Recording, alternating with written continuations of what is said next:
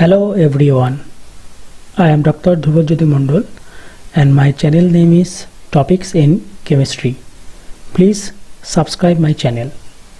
I will discuss different topics of chemistry in this channel.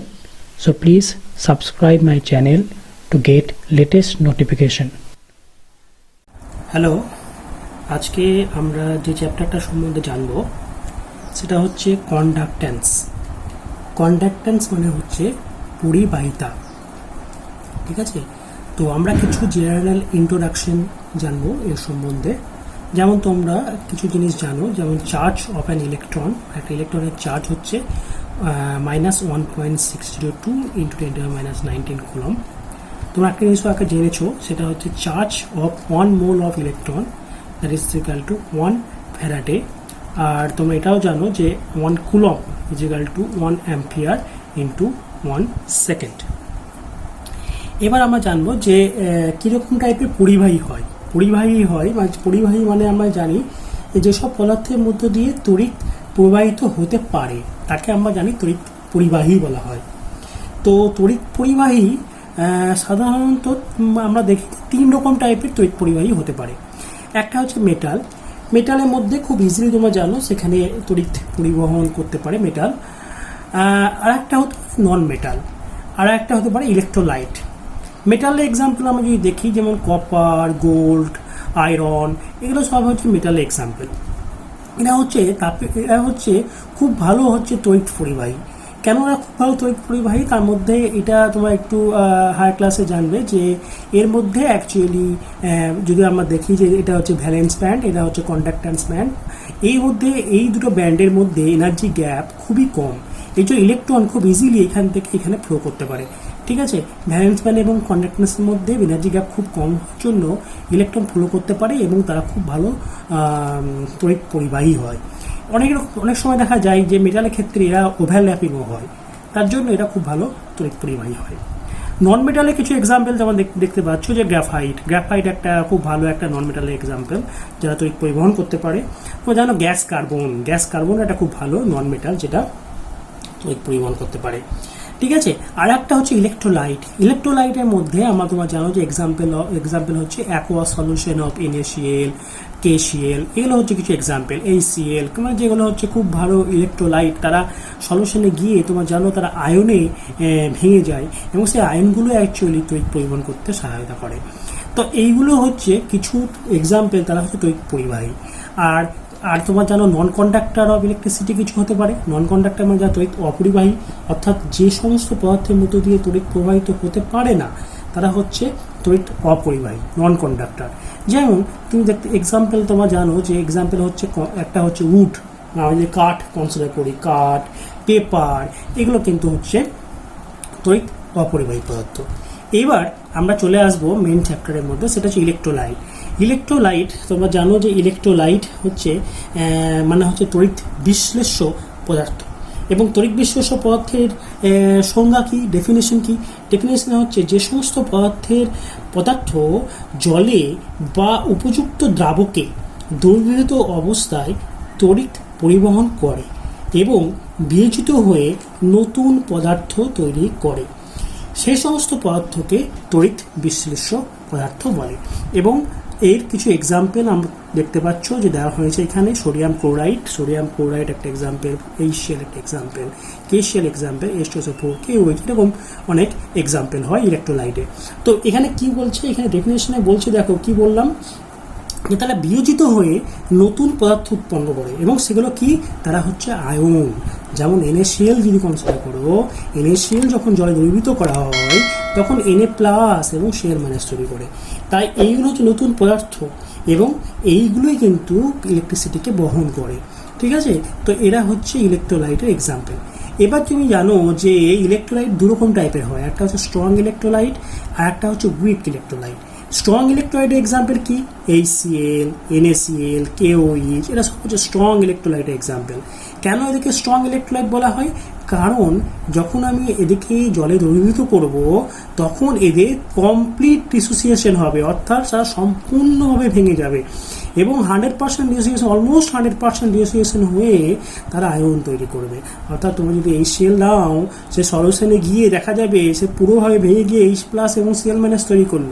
অর্থাৎ আয়নের সংখ্যা বেড়ে যাবে। আয়নের সংখ্যা বেড়ে যদি যায় তারা খুব ভালো স্ট্রং ইলেকট্রোলাইট হবে। হ্যাঁ, তুমি যদি NaCl নাও, একই রকমভাবে NaCl সলিউশনের মধ্যে ভেঙে যাবে, ভেঙে গিয়ে সেও কিন্তু Na+ এবং Cl- তৈরি করবে। তাই যেহেতু 100% অলমোস্ট 100% ডিসোসিয়েশন হয়, তাই এদিকে বলা হচ্ছে স্ট্রং ইলেকট্রোলাইট, মানে এরা আয়ন যখন জলে দ্রবীভূত করা হবে এরা প্রচুর অনেক আয়ন তৈরি করবে, তাই জন্য স্ট্রং ইলেকট্রোলাইট বলা হচ্ছে। KOH তাই পটাশিয়াম প্লাস এবং OH- আয়ন তৈরি করবে, তাই স্ট্রং ইলেকট্রোলাইট। কিন্তু উইক ইলেকট্রোলাইট, এখানে দেখো একটা টার্ম বলা হচ্ছে পার্শিয়াল ডিসোসিয়েশন, অর্থাৎ আংশিকভাবে ভাঙবে তারা সম্পূর্ণভাবে ভাঙবে না। অর্থাৎ তুমি যদি CH3COH নাও, এটা তো উইক ইলেকট্রোলাইট একটা এক্সাম্পল, এরা কিন্তু এই CH3COH যদি নাও, সে CH3COO- তৈরি করবে আর H+ তৈরি করবে, কিন্তু তারা এই CH3COH কিন্তু 100% ডিসোসিয়েশন হবে না। অর্থাৎ এরা কিন্তু সলিউশনের মধ্যে খুব কম নাম্বার অফ আয়ন তৈরি করবে। যেহেতু কম নাম্বার অফ আয়ন তৈরি করছে, সেই জন্য কী হচ্ছে, এটা হচ্ছে উইক ইলেকট্রোলাইট, এটা কিন্তু স্ট্রং ইলেকট্রোলাইট নয়। যদি অ্যামোনিয়াম হাইড্রক্সাইড নাও, অ্যামোনিয়াম হাইড্রক্সাইড একটা বেস, কিন্তু এটা হচ্ছে উইক ইলেকট্রোলাইট এবং সে হচ্ছে একটা উইক বেসও, কারণ সে খুব কম নাম্বার অফ OH- আয়ন, এই যে OH- আয়ন খুব কম নাম্বার অফ তৈরি করবে, তাই এটা হচ্ছে weak electrolyte. H2CO3 carbonic acid একটা উইক ইলেকট্রোলাইটের এক্সাম্পল, একটা উইক অ্যাসিড এবং উইক ইলেকট্রোলাইটের এক্সাম্পল। ঠিক আছে, তো এরা হচ্ছে কিছু ইলেকট্রোলাইটের মধ্যে এক্সাম্পল। ইলেকট্রোলাইট তারা দুরকম টাইপের হয়, একটা স্ট্রং, একটা উইক। আর আমরা যদি জানি নন ইলেকট্রোলাইট কারা হয়, যারা জলে যদি আমি দ্রবীভূত করি তারা তড়িৎ-প্রবাহ করতে পারবে না। যেমন তুমি যদি এক্সাম্পল হচ্ছে, যেমন তুমি যদি সুগার, চিনিকে জলের মধ্যে দ্রবীভূত করো, যদি গ্লুকোজকে জলে দ্রবীভূত করো, ইউরিয়াকে জলে দ্রবীভূত করো, তারা কিন্তু তড়িৎ প্রবাহ করতে পারবে না। কেন পারবে না? কারণ তারা ওই সলিউশনের মধ্যে কোনো আয়ন তৈরি করতে পারে না। অর্থাৎ এরা ভেঙে গিয়ে এরকম কোনো আয়ন Na+ Cl- মধ্যে কোনো আয়ন তৈরি করতে পারে না। তাই তারা হচ্ছে নন ইলেকট্রোলাইট, অর্থাৎ তারা হচ্ছে তড়িৎ প্রবাহ করতে পারবে না। তাহলে এবার কোশ্চেন হচ্ছে, এই যে তুমি ইলেকট্রোলাইট এবং এই যে মেটাল, এই দুটো টাইপের তুমি দেখতে পাচ্ছ। একটা ধাতব পরিবাহী, এটা হচ্ছে মেটাল হচ্ছে ধাতব পরিবাহী, আর ইলেকট্রোলাইট হচ্ছে তড়িৎ আয়নীয় পরিবাহী। এদের মধ্যে ডিফারেন্স কি তুমি দেখতে পাচ্ছ। যখন তুমি মেটাল কনসিডার করবে তখন কিন্তু সেখানে ইলেকট্রনগুলো তড়িৎ প্রবহন করে, আর যখন তুমি ইলেকট্রোলাইট কনসিডার করবে তখন কিন্তু ইলেকট্রন তড়িৎ প্রবহন করবে না। কারা তড়িৎ প্রবহন করবে? আয়নগুলো। অর্থাৎ কিছু ধনাত্মক আয়ন তৈরি করবে, কিছু ঋণাত্মক আয়ন মানে পজিটিভ আয়ন আর নেগেটিভ আয়ন তৈরি করবে, তারাই কিন্তু তড়িৎ প্রবহন করবে। ঠিক আছে, কিন্তু আর একটা ইম্পর্টেন্ট ডিফারেন্স কি বলতো, যখন তুমি এই মেটাল কন্ডাক্টরগুলো ভাববে, সেখানে কিন্তু কোনো রাসায়নিক রিয়াকশন হবে না, কোনো রাসায়নিক রিয়াকশন হবে না, সিম্পলি ইলেকট্রনগুলো তড়িৎ প্রবহন করবে। কিন্তু যখন তুমি এরকম ইলেকট্রোলাইট কনসিডার করবে, একটা রাসায়নিক রিয়াকশন হবে। কীরকম রিয়াকশন হবে? NaCl কিন্তু গোটা অবস্থায় থাকছে না, সে সলিউশনের মধ্যে ভেঙে গিয়ে আয়ন তৈরি করছে, মানে একটা রিয়াকশন হচ্ছে, Na+ তৈরি করছে এবং Cl- তৈরি করছে, এবং Na+গুলো জলের চারিদিকে জল একটা পরিবেষ্টন করবে, চারিদিকে জলের মধ্যে Na+ বাইন্ড হয়ে থাকবে। ঠিক আছে, তো এইভাবে তারা কিন্তু তারা কিন্তু ইলেকট্রিসিটিকে পরিবহন করবে। ঠিক আছে, আর একটা জিনিস মনে রাখবে, যদি আমি উষ্ণতা বৃদ্ধি করি ধাতব পরিবাহিতা কিন্তু হ্রাস পায়। উষ্ণতা বৃদ্ধি করলে এদের যে পরিবাহিতা সেটা কিন্তু আর বৃদ্ধি হয় না, ডিক্রিজ করে। কিন্তু যদি তুমি ইলেকট্রোলাইট কনসিডার করো, এবার যদি টেম্পারেচারকে রাইজ করো, দেখা যায় ইলেকট্রোলাইটের ক্ষেত্রে টেম্পারেচার বাড়ার সঙ্গে সঙ্গে তাদের যে আয়নীয় পরিবাহিতা সেটা ইনক্রিজ করে। ঠিক আছে, তার মানে এই তিনটে হচ্ছে মেন ডিফারেন্স। একটা হচ্ছে কন্ডাক্টর, মেটাল কন্ডাক্টর, একটা হচ্ছে ইলেকট্রোলাইটের মধ্যে মেন ডিফারেন্স। ঠিক আছে, এবার আমরা জানবো আরেকটা ইম্পর্টেন্ট টপিকস, সেটা হচ্ছে ফ্যারাডেস ল, যেটা হচ্ছে আমাদের যে চ্যাপ্টার, যে পরিবাহিতা ও কন্ডাক্ট্যান্সের একটা ইম্পর্টেন্ট ল। সেটা ফ্যারাডে দিয়েছিল বিজ্ঞানী, তো এখানে দেখো দুটো ল, ফ্যারাডে ল হচ্ছে দুটো ল থাকে, একটা ফার্স্ট ল, একটা হচ্ছে সেকেন্ড ল। তো প্রথমে ফার্স্ট ল সম্বন্ধে জানবো। তো ফার্স্ট ল হচ্ছে, ফার্স্ট ল বলছে যে তড়িৎ বিশ্লেষণের ফলে কোনো তড়িৎ দ্বারে উৎপন্ন পদার্থের, মনে রাখবে আমি আবার বলছি, তড়িৎ বিশ্লেষণের ফলে কোনো তড়িৎ দ্বারে উৎপন্ন পদার্থের গ্রামে প্রকাশিত ভর, ডাব্লু হচ্ছে গ্রামে প্রকাশিত ভর, তড়িৎ বিশ্লেষণের মধ্য দিয়ে প্রবাহিত মোট তড়িৎ পরিমাণের সমানুপাতিক। অর্থাৎ ডাব্লু প্রপোর্শনাল টু কিউ।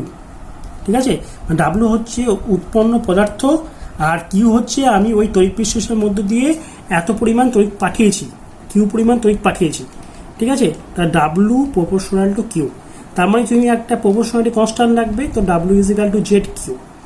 এবং তোমরা জানো যে কিউ যদি জানি সেটা হচ্ছে তড়িৎ পাঠিয়েছি, আর তোমরা জানো যে কুলম্ব ইজ ইকাল টু হচ্ছে অ্যাম্পিয়ার ইন্টু সেকেন্ড। মানে তুমি কি লিখতে পারো, কিউ ইজ ইকাল টু হচ্ছে আই ইন্টু টি। তার মানে আই ইজ ইকাল টু কি, তড়িৎ প্রবাহ মাত্রা, আর টি কি, টাইম। তার মানে কিউ হচ্ছে কি, কোয়ান্টিটি অফ ইলেকট্রিসিটি, কতটা অ্যামাউন্ট অফ তুমি ইলেকট্রিসিটি পাঠিয়েছ। ঠিক আছে, তার মানে এখান থেকে তুমি যে ফর্মুলাটা পেলে সেটা W is equal to Z I T. তার মানে তুমি দেখতে পাচ্ছ যে একটা নতুন টার্ম জানলে, সেটা কি, জেড। জেডটাকে হচ্ছে একটা কনস্ট্যান্ট, তাকে নাম দেওয়া হলো ইলেকট্রোকেমিক্যাল ইকুইভ্যালেন্ট। ঠিক আছে, ইলেকট্রোকেমিক্যাল ইকুইভ্যালেন্ট, বা তুই যদি বাংলায় বলো তাহলে তার নাম হচ্ছে তড়িৎ রাসায়নিক তুল্যাঙ্ক। ঠিক আছে, এবার আমরা জানতে হবে যে এই যে ইলেকট্রোকেমিক্যাল ইকুইভ্যালেন্ট তার ডেফিনেশন কি। দেখতে পাচ্ছ যে W is equal to Z Q. কখন W is equal to Z লিখতে পারবো, যদি কিউ ইজ ইকাল টু 1 হয়, তখন আমি বলতে পারবো যে সেটা হচ্ছে W is equal to Z. তার মানে ডেফিনেশন কি হবে, যদি 1 কুলম্ব তড়িৎ পাঠানো হয়, কোনো 1 কুলম্ব তড়িৎ পাঠানোর ফলে তড়িৎ দ্বারে যে পরিমাণ পদার্থ উৎপন্ন হয়, 1 কুলম্ব তড়িৎ পাঠালে তড়িৎ দ্বারে যে পরিমাণ পদার্থ উৎপন্ন হয় তাকে বলা হচ্ছে ইলেকট্রোকেমিক্যাল ইকুইভ্যালেন্ট। ঠিক আছে, তো এটা হচ্ছে ফ্যারাডের ফার্স্ট ল। এবার চলে আসবো ফ্যারাডের সেকেন্ড ল সম্বন্ধে।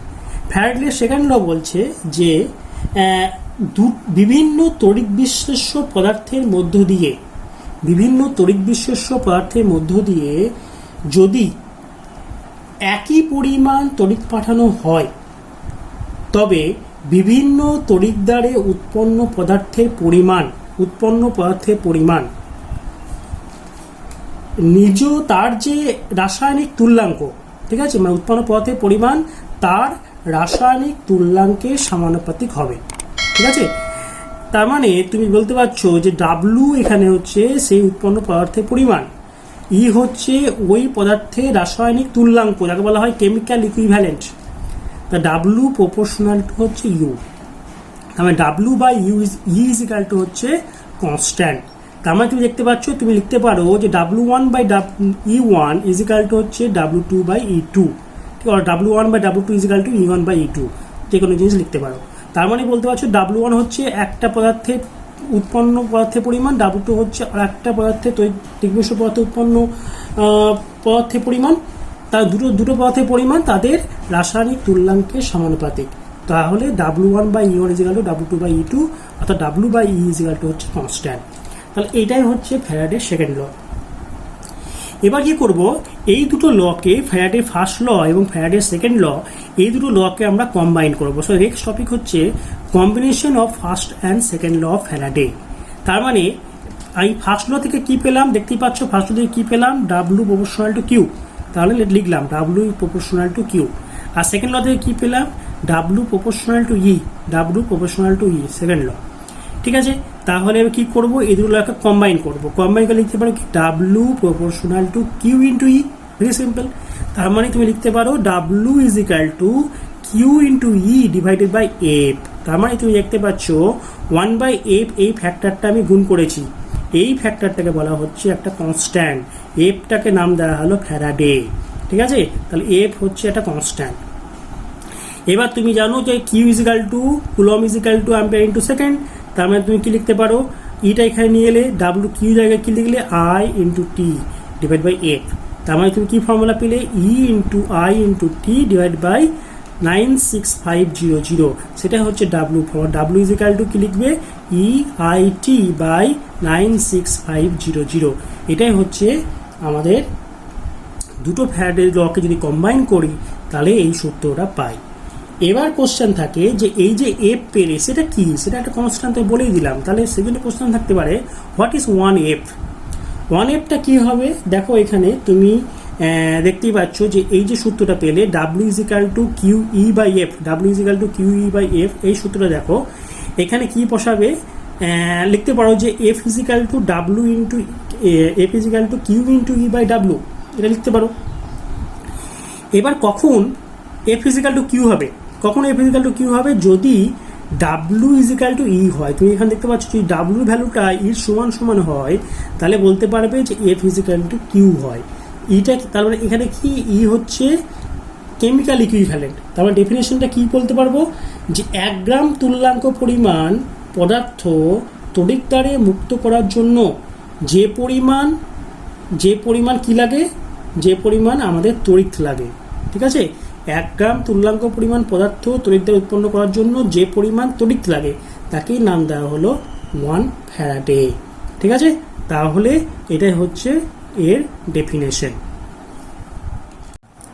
নেক্সট যে টপিকটা আমি জানবো সেটা হচ্ছে দেখো relationship between Faraday and electrochemical equivalent, মানে ফ্যারাডের মধ্যে আর ইলেকট্রোকেমিক্যাল ইকুইভ্যালেন্ট যেটা হচ্ছে তোমরা জানো যে জেট, এর মধ্যে একটা রিলেশনশিপ জানতে চাইব। তাহলে আমি দেখব যে from first law of Faraday তুমি কি জানো যে W is equal to Z into Q, ঠিক আছে। জেড হচ্ছে ইলেকট্রোকেমিক্যাল ইকুইভ্যালেন্ট আর কিউ হচ্ছে প্রবাহিত তড়িৎ, ঠিক আছে। W is equal to Z into Q, এটা হচ্ছে ফার্স্ট ল থেকে পেলে।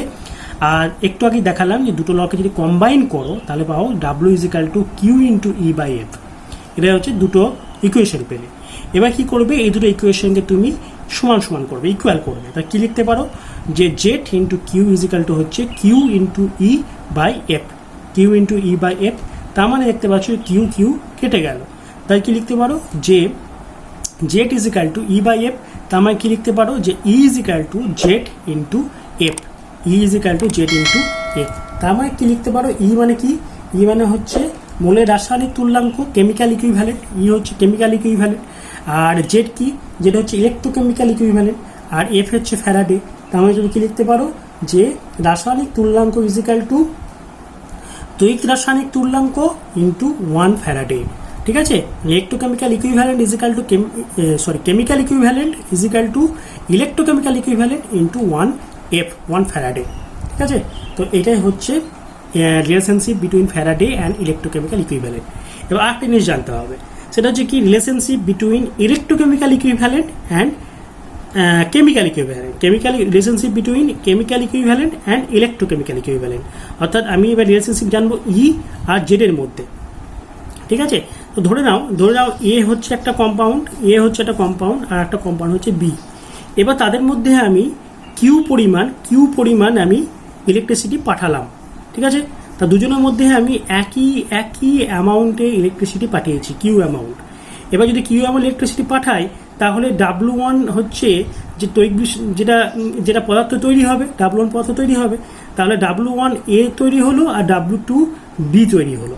তাহলে ফ্যারাডে প্রথম সূত্র থেকে আমি কি লিখতে পারি, W1 is equal to Z1 into Q আর W2 is equal to Z2 into Q. দেখো এখানে Z1 আর Z2 কিন্তু ডিফারেন্ট, তারা হচ্ছে কিন্তু অ্যাকচুয়ালি কোন মলিকুলটা তুমি নিচ্ছ, কোন অ্যাটম তুমি নিচ্ছ তার উপর ডিপেন্ড করবে, ঠিক আছে।